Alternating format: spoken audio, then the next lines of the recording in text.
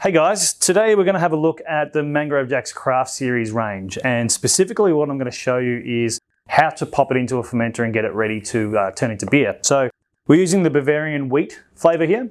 There's a number of different ranges. Jump onto mangrovejacks.com to have a look at all the different ranges, but I'm just going to show you how to set it up. So the first thing I'm going to show you is inside the pouch is two pockets, and what I'm going to do is cut it open with pre-sanitised scissors and just show you what's inside. So now that I've opened it up, you can see that there's a dry pouch and a wet pouch. The wet pouch contains the pre-hopped bittered extract, and the dry pouch contains your instructions, yeast, and anything else that's included. So inside, we have our instruction sheet. And we have a yeast. Now it's a Mangrove Jack's Craft Series yeast. It's our premium range of yeast, specifically designed to go with the style of beer that you're making. So Bavarian wheat, M20 Bavarian wheat.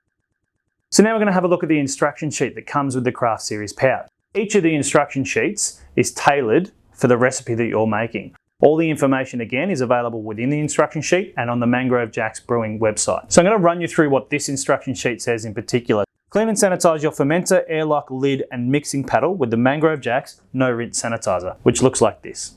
Remove the yeast plus the hop sachet and other dry additives if included from the dry compartment of the pouch and set it aside.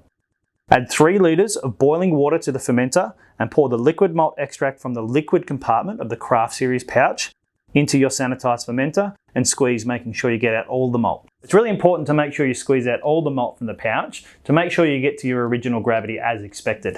What I like to do is I like to fold up the bottom and squeeze it like a tube of toothpaste. Add either dextrose or brewing sugar for the required amounts of fermentables as per the recipe and the instructions in the pouch. So now, as per the instructions, we add the malt pouch or the extra fermentables. Now that we've added the pouches of malt, we need to mix it in with the 3 litres of hot water already added to the fermenter. Make sure you mix in well to ensure that the extract has dissolved.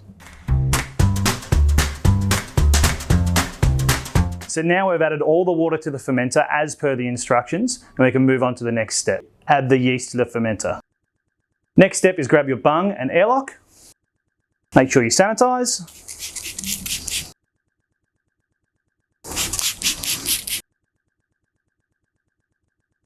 Fit it together and place it on your fermenter. In this case, I'm using a Grainfather conical fermenter, so we're going to connect it up and set the temperature.